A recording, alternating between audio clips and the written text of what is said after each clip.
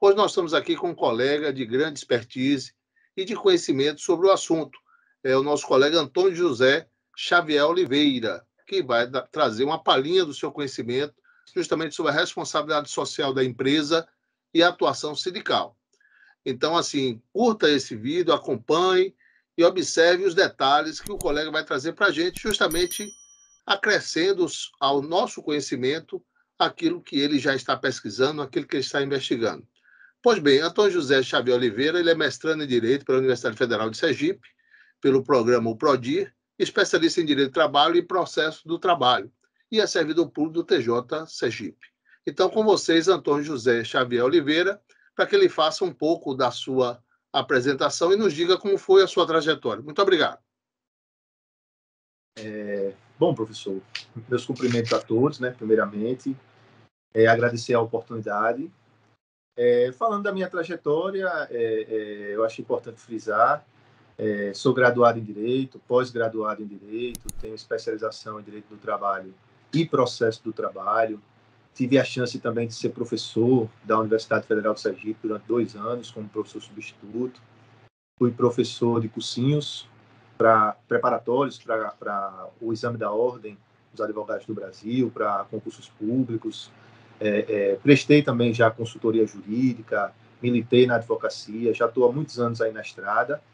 E, assim, mais recentemente, tive a chance de ir ingressando no mestrado da Universidade Federal de Sergipe, poder aprofundar os meus estudos, pesquisar um pouco mais, ampliar as minhas áreas de conhecimento, os meus estudos, incluindo aí também essa área multidisciplinar, complexa, mas extremamente importante, que é a área da empresa, do direito empresarial. Quanto à minha pesquisa, né, mais em específico, para melhor enquadrar, para melhor dar a noção a quem está acompanhando a gente, eu trabalho muito com a perspectiva da atuação sindical. A atuação sindical em seus mais variados aspectos, não apenas aqueles aspectos tradicionais que a gente costuma ver, aquela noção tradicional, presa apenas à luta e ao conflito entre classes. Não, eu gosto de pensar a atuação sindical de uma forma mais ampla, inovadora, pensando em novas ideias, pensando em contribuição, em colaboração. E aí, dentro do mestrado, trabalhando com essa pesquisa, né, com esse viés de atuação sindical, graças muito também à disciplina que eu tive a chance de compartilhar com os colegas e com o professor Pedro Durão, que inspirou, inclusive, esse ponto específico da minha pesquisa, eu pude me debruçar sobre as possibilidades, sobre as potencialidades da atuação sindical colaborativa com as empresas e como que isso seria viável, como que isso seria possível, se seria, inclusive, pertinente sugerir exemplos práticos desse tipo de atuação. Então, hoje a minha pesquisa está basicamente focada nisso. Beleza, tá bom. Então, você que está abrindo nossa live agora, nós estamos com Antônio José Xavier Oliveira para falar do tema justamente da responsabilidade social da empresa e a atuação sindical. Essa é a expertise dele, é isso que ele está investigando, é isso que ele está pesquisando. Inclusive, Antônio, eu tive a honra também, inclusive, de ser presidente, né, de uma entidade associativa, que era a APES, a Associação dos Procuradores do Estado de Sergipe, e lá, na verdade, eu atuei como se fosse um presidente sindical. Então, eu tive que estudar essas nuances e me deparar com isso, né? E justamente entender como funciona essa sistemática. Então, traga para a gente aqui mais um pouco sobre essa temática e o que você acha das empresas sobre esse tema, sobre esse assunto. O que as empresas devem saber sobre essa nuance? Então, professor, primeiro foi até importante o senhor trazer esse exemplo pessoal, porque é algo que, direta ou indiretamente, todos nós, em algum momento, acabamos nos relacionando com sindicatos ou com associações civis lato sensu, né? Se não for um sindicato propriamente dito, os conselhos de classe, como nós temos a OAB, os conselhos regionais, as associações civis de uma forma geral, as associações de carreiras de Estado, como a dos procuradores, as de juízes, as de promotores e etc. Todos, obviamente, nascem de uma ideia inicial de defesa da própria categoria, daquelas pessoas que se aglutinaram, se juntaram para defender interesses comuns. Mas todas essas associações, em algum momento, precisam, assim como as empresas, olhar para fora, olhar para as comunidades em que se inserem, olhar para o mundo ao redor, entender que possuem responsabilidade social. E é nesse ponto, e eu preciso, inclusive, se o senhor me permite, trazer algumas noções introdutórias que vão ajudar a quem está nos acompanhando entender aonde eu quero chegar com essa pesquisa que nós estamos tratando aqui. Até porque essa responsabilidade social, Antônio, é a própria sociedade, é o compromisso das empresas com a sociedade, né? Me parece que é isso, né? Exato. Tudo que a gente faz tem reflexos. Todas as nossas decisões geram consequências. E quando nós estamos tratando de empresas, e quando nós estamos tratando de entidades, de seres, muitas vezes coletivos, que colocam produtos e serviços no mercado, elas têm que ter a consciência do impacto que elas causam naquela comunidade, naquele mundo em que elas estão inseridas. Então, assim, é importante que o empresário hoje tenha essa noção de que empresariar não é mais aquela coisa que a gente ouvia. Eu ainda tive essa experiência de ouvir, enquanto criança, que o comerciante era o vocacionado, que não precisava estudar, que bastava ter talento, abrir um negócio e ir em frente. Não. O empresário hoje ele precisa ser empreendedor. Ele é multidisciplinar. Ele tem que ter conhecimentos para ele, para tocar o próprio negócio, para fazer a empresa dele dar certo. E ele precisa do suporte de especialistas, de pessoas capacitadas nas mais diversas áreas. Isso vai desde o apoio jurídico, e aí é fácil até para a gente mencionar isso, né? Eu já tive a chance de trabalhar como consultor, o senhor você também tem essa corporativa, né? A advocacia exatamente. O senhor também tem essa expertise que eu sei, mas não só a parte jurídica, né?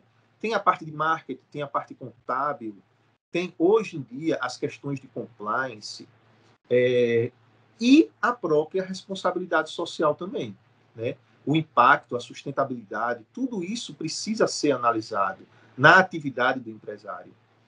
E é importante também, só para ressaltar, que o consumidor observa isso. O consumidor hoje ele é cada vez mais consciente do que ele está consumindo. Ele observa se aquela empresa, se aquele produto acompanha essa necessidade de responsabilidade social.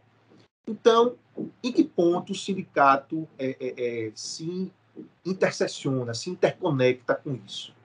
O sindicato ele também tem uma responsabilidade social.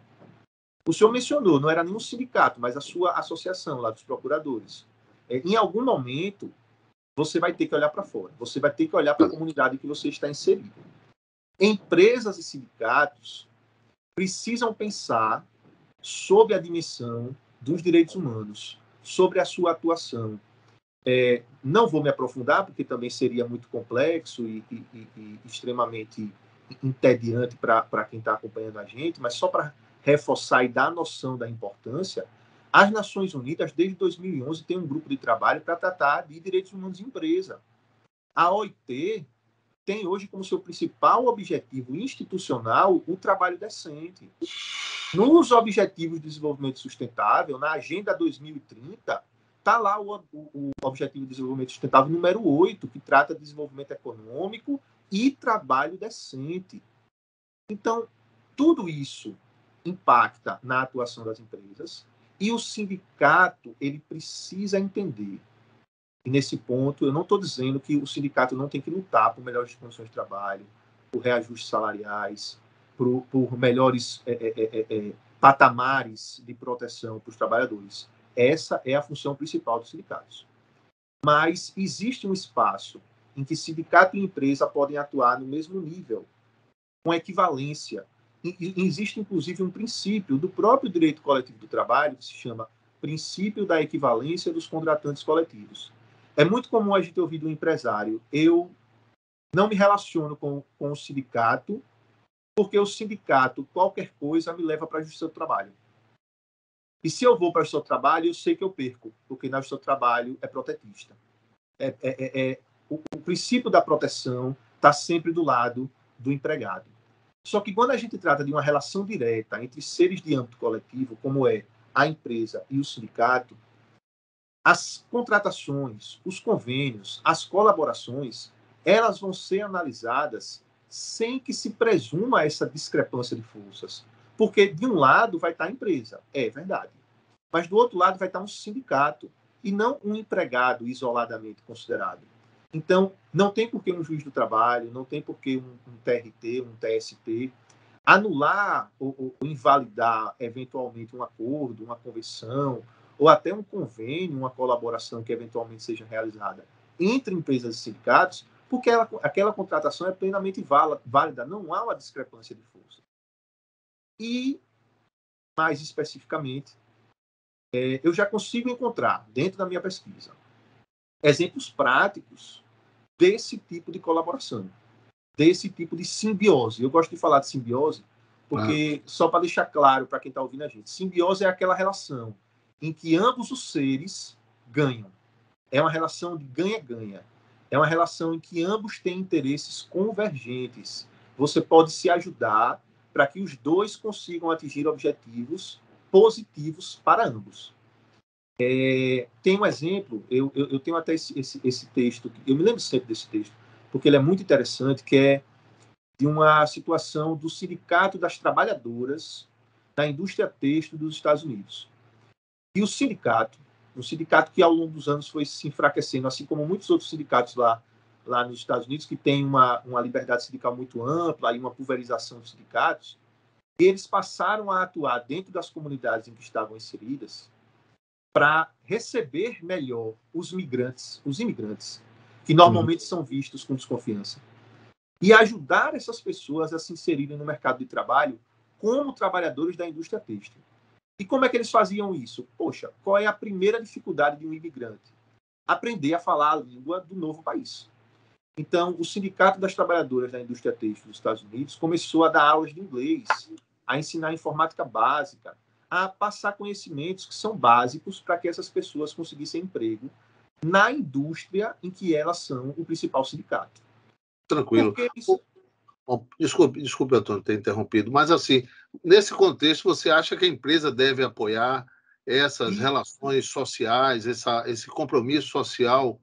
E quais são suas dicas, né? Assim, exemplos que você pode dar àquele que está nos assistindo, em que ele pode participar da sociedade, mesmo sendo empresário? Pronto, perfeito. O senhor antecipou o que eu ia falar exatamente. O senhor antecipou o que eu ia falar exatamente. Por quê? Porque, nesses casos, a empresa dá o apoio e o suporte ao sindicato. A empresa consegue trabalhadores qualificados, muitas vezes sem ela precisar dar a qualificação. E o sindicato, ele retroalimenta a sua base de associados.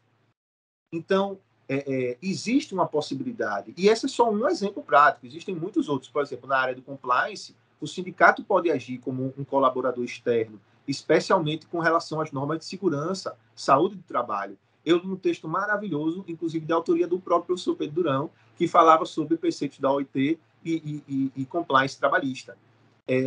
Tudo isso é possível quando o que acontece, e essa é a principal dica que eu posso dar, a empresa precisa abrir as portas para o sindicato.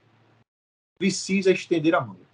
Infelizmente, por uma questão cultural, o sindicato dificilmente vai ser o primeiro a fazer isso. Existe uma tendência a olhar o outro como inimigo nessa relação, empresas e sindicatos. Mas, se a empresa abre o espaço, chama para a mesa de negociação e diz, olha, eu estou pensando em fazer isso, em apoiar a comunidade nesse sentido, em trazer os meus produtos e os meus serviços e fazer com que eles tenham um impacto social relevante nessa seara. É claro que existirão resistências, sempre existe. Toda mudança acaba causando esse tipo de movimento contrário de resistência. Mas quando o sindicato perceber que esse tipo de movimento a ele também aproveita, nós vamos estabelecer essa relação de simbiose e nós vamos ter essa relação de ganha-ganha, que é o mais importante. Eu concordo com você quando você fala dessa relação do sindicato, porque parece que o sindicato é um patinho feio, né? É aquele assim que deve ser tratado com desdém ou com carinho, né? Então, assim, a gente vê que o sindicato tem essa visão, né? Melhor, as pessoas, a própria sociedade tem a visão que o sindicato serve apenas para os benefícios dos seus associados ou dos seus sindicalizados. E, na verdade, a amplitude é bem maior. A amplitude justamente dessa relação do sindicato com a própria extensão da responsabilidade social, né? Antônio, e a você que está nos assistindo, em primeiro lugar, muito obrigado, que está nos acompanhando nessa live e acompanhando o canal Via Jurídica com seus vídeos, com os seus acréscimos, que a gente vai colocando lá dicas e sugestões sempre ligado ao empresário e à empresa. Mas, Antônio, quais são as dicas que você dá ao empresário e ao empreendedor que está nos assistindo, com a sua experiência, com a sugestão que você pode complementar tudo isso que você falou, para que o empresário e o empreendedor, aquele que é inovador, possa trazer algo mais para a sociedade, né? Eu sei que é uma carga muito grande em cima do empresário com relação ao comprometimento com as normas, ao pagamento de impostos, boletos, né? A busca da lucratividade envolve várias circunstâncias, não só trabalhistas, sociais, econômicas, em todos os aspectos. Parece que o empresário tem que ser um mágico, né? Para entender tudo isso e tocar para frente sua empresa e tentar estar em existência, né? E o grande problema do empresário não é só buscar lucratividade, não. Ele tem que buscar existir. E existir, ele tem que conhecer todas essas nuances, né? Então, assim, qual a dica que você dá àquele que está nos assistindo, que é empresário ou empreendedor, e como é que eles devem se comportar, por exemplo? Professor, eu vou até complementar o que o senhor falou. Eu vou dizer que mais do que um problema de existir, existe também um problema de coexistir. Porque a gente vive num espaço em que a concorrência é muitas vezes brutal e que fazer o que é certo, às vezes, parece não ser o melhor caminho. Mas a primeira dica que eu dou é: não caia nessa armadilha. Fazer o que é certo é o melhor caminho. Primeiro ponto, você precisa se aperfeiçoar. Espaços como esse que o senhor proporciona, de aperfeiçoamento, de busca de conhecimento, de entender novas ideias, de buscar novas concepções de como agir no dia a dia da empresa. Primeira coisa, é o mais importante, é buscar conhecimento. Segunda coisa, apostar em profissionais técnicos especializados nas áreas em que você tem mais dificuldade. Não, o senhor mesmo disse, ele precisa ser mágico, mas não tente ser mágico. É muito difícil, é um malabarista. Está mais para um malabarista do que para um mágico, se a gente for procurar o profissional circense. Porque ele tem que cuidar de várias coisas ao mesmo tempo. Então, se você é um empreendedor com uma formação jurídica, poxa, peça a ajuda do contabilista, peça a ajuda do especialista em marketing. Mas se você é um empreendedor com formação em administração, em contábeis, em qualquer outra área, aposte num profissional técnico da área jurídica. Aposte no profissional técnico daquela área que você não tem a expertise. Não caia na armadilha de achar que qualquer modelo, que qualquer coisa pronta vai se adequar ao seu modelo de negócio. Não é assim que as coisas funcionam. E a terceira e última, só reiterando, com relação aos sindicatos e com relação a outras associações e com relação a outras entidades, outros seres que compõem esse ecossistema que a gente tem de democracia. Abra as portas da empresa, ouça o que a comunidade está dizendo. Muitas vezes você pode ter um caminho na sua frente, pronto, apto à lucratividade, uma lucratividade digna, que é importantíssima, mas por não ouvir a comunidade, por não ouvir o mercado, por não ouvir o que realmente o consumidor quer, você pode estar apostando num caminho que lá na frente vai levar você ao declínio e a, talvez, ter que lidar com o fim, né, do seu empreendimento, da sua empresa. Mas, basicamente, eu acho que a gente pode resumir as dicas principais nesses pontos.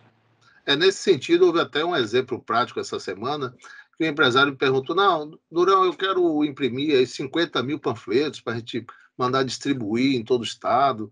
Eu disse: rapaz, será que você precisa desenvolver essa atividade nesse sentido de marketing? Porque o dinheiro que você vai investir na impressão de papel, aí vem o que? A liderança sustentável, né? A responsabilidade social da empresa para que o quê? Conserve o meio ambiente. Então, você, inclusive, pode procurar, como empresário, meios para que você tenha selos de proteção sustentável ao meio ambiente. Exatamente. Então, assim, eu sugeri a ele o quê? por que você não modifica a sua plataforma de marketing para justamente a parte digital? E aí você estaria economizando o meio ambiente, não sujando as ruas, não sujando os lugares, né? Através da liberação do papel. Então, são posições também de responsabilidade social, não é verdade? É verdade. Não, e nesse exemplo que o senhor deu, duas coisas. Primeiro, a antipropaganda que você pode estar causando se você está sujando as ruas. Porque Sim. tem muito consumidor que, ao ver o seu folder no chão, ele já pensa, essa empresa eu não vou consumir. E na mídia digital, você pode direcionar muito melhor, você pode ter um público-alvo muito mais direcionado.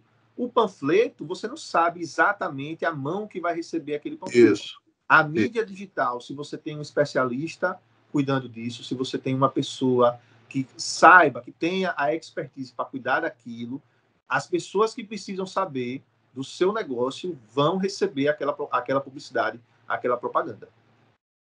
É isso aí. Nós estamos aqui no seminário Bios e Compliance Empresarial, estamos com Antônio José Xavier Oliveira, ele tem expertise justamente nessa parte de responsabilidade social e atuação sindical.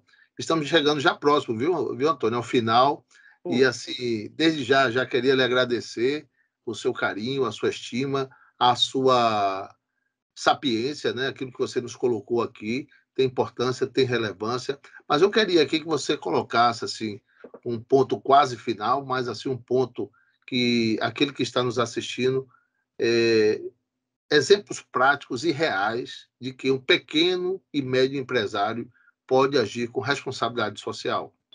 Então nós falamos assim, parece que quando a gente fala de responsabilidade social, parece que são grandes empresas, né? E a gente sabe que o pequeno e médio empresário, ele pode fazê-lo da mesma forma, né? Sim, Então, sim. quais dicas que você dá àquele que está nos assistindo, que é pequeno e médio empresário, para que ele possa atuar com responsabilidade social e também para e passo ao seu sindical, ou melhor, ao espaço sindical que trabalha com os seus trabalhadores ou que tem relação com os seus colaboradores. Então, qual é a dica que você dá nesse sentido? Vou dar a dica e ainda vou complementar. Vou dar as dicas e ainda vou complementar dizendo que essas dicas servirão, inclusive, de marketing positivo para as pequenas e médias empresas que as quiserem adotar.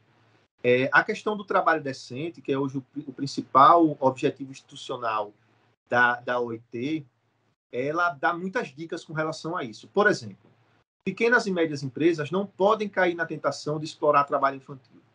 Não pode, de maneira nenhuma. Se você é uma pequena e média empresa, uma empresa familiar, não permita que dentro dos seus quadros existam crianças e adolescentes fora da idade mínima ao trabalho. E, havendo crianças e adolescentes, crianças não podem, mas adolescentes, dentro da idade mínima para trabalhar, na condição de aprendiz, faça a contratação da forma correta, possibilite que elas tenham um horário de estudo, dê a chance de que essa pessoa, de que essa criança, desse adolescente, especialmente, tenha acesso à educação, que é o mais importante. Outra coisa, meio ambiente. Se você tem uma pequena empresa, se você tem um pequeno comércio, um comércio familiar, um comércio de bairro, se você tem uma média empresa de um porte já um pouco maior, mas ainda não considerada grande, você pode adotar mecanismos que são socioambientais responsáveis. Você pode, por exemplo, estimular que os seus clientes usem ecobags. Você pode fazer publicidade na mídia digital, não usar papel. Você pode adotar procedimentos internos dentro da sua empresa que são socioambientais e responsáveis. E nesse ponto, isso é importante. Sempre que você fizer isso, não tenha medo de publicizar. Não tenha medo de dizer, aqui nessa empresa você compra o produto e essa empresa é ambientalmente responsável.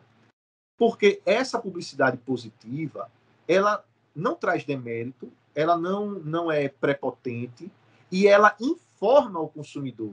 Porque quem não está cumprindo não vai poder fazer a propaganda como você, a publicidade como você está fazendo.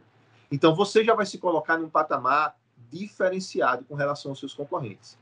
Com relação à ação sindical, pequenas e médias empresas, a gente poderia falar muito mais ainda sobre isso, porque na relação com grandes empresas, sindicatos têm um nível de pressão. Existe um espaço para pressão, para negociação, para exigências, para cobranças. Pequenas e médias empresas, os sindicatos precisam ter, e aí eu digo que é os sindicatos que precisam ter isso, porque é uma sensibilidade que os dirigentes sindicais precisam desenvolver, que é que quando se trata de pequena e média empresa, o principal é a sobrevivência do negócio e a conservação dos empregos. Nós sabemos que no Brasil empresariar é um desafio, né? Não é qualquer pessoa que topa o desafio de empresariar nesse país. A partir do momento que você aceita o desafio de empresariar e você é um pequeno, um médio empresário, o sindicato precisa olhar para você como alguém que vai, sim, cumprir normas trabalhistas, garantir a proteção do trabalhador, pagar os salários em dia, não só negar direitos. Não pode criar um passivo trabalhista, mas o sindicato também não pode exigir de você além das suas forças. O sindicato tem que ser parceiro seu no sentido de conservar o seu negócio para que aqueles empregos ainda existam. E isso é importantíssimo. Importantíssimo. Você tocou num ponto crucial, Antônio, porque uma certa vez eu fui consultado de um problema na empresa que não deixava que os colaboradores sentassem no horário do trabalho. Veja só, e onde está a dignidade do colaborador, né? Então, o colaborador tinha que pedir para ir para o banheiro para sentar, para descansar. Então, me parece que há falta de conhecimento, talvez, do pequeno, médio empresário, e é que está aqueles que têm conhecimento para que possam participar um pouco do que sabem e clarear o assunto, que se pode buscar lucratividade, mas com respeito ao trabalhador, mantendo a dignidade do colaborador. Então, acho que é isso. Antônio, eu queria agradecer a você, a sua performance, a sua dedicação, agradecer você ter aceito o nosso convite, viu? Foi uma honra muito grande. Antônio faz parte lá do programa do mestrado em Direito. Para nós é uma honra muito grande e eu me despeço de você. Agradeço a você que está nos assistindo, agradeço a todos que acompanham os nossos vídeos, as nossas lives no canal Via Jurídica e passo para o Antônio para as palavras finais. Professor, eu que tenho a agradecer. Primeiro, pela oportunidade de dialogar com o senhor, que é sempre um prazer, é sempre um aprendizado. Pela oportunidade de me dirigir a quem acompanha o senhor no Via Jurídica, que é um público seleto, é um público de pessoas que estão buscando se aperfeiçoar, porque para chegar a buscar esse tipo de conhecimento é porque a pessoa está lutando, está batalhando, então merece que a gente se disponha também a compartilhar conhecimento. E conhecimento bom é conhecimento que a gente possa partilhar, né? Não existe conhecimento bom que a gente guarde para a gente, porque o conhecimento tem que ser disseminado. E o que o senhor faz aqui é exatamente isso. Então, para mim, eu só posso dizer que foi uma honra poder estar aqui, poder participar, poder contribuir, e fico à disposição para outras oportunidades. Viu? Com certeza, com certeza. É o que eu digo sempre, conhecer para vencer, né? Então, o empresário, o microempresário, se ele tem o conhecimento necessário, ele vai avançar com segurança. Essa é a nossa proposta do canal, é a nossa proposta como professor. Você também, que participa do seu conhecimento das pessoas, isso acho que é o mínimo que a gente pode fazer. Então, se você gostou, deixa um like aqui nesse vídeo, no nosso canal, acompanhe, se inscreva no nosso canal e acompanhe nossas dicas aqui, que a gente faz com o maior prazer para todos vocês que estão nos assistindo e acompanhando. Então, Antônio, muito obrigado, viu? Um forte abraço a você e abraço a você que está nos assistindo também. Valeu, hein? Obrigado, Antônio. Valeu, um abração, hein? Valeu, velho.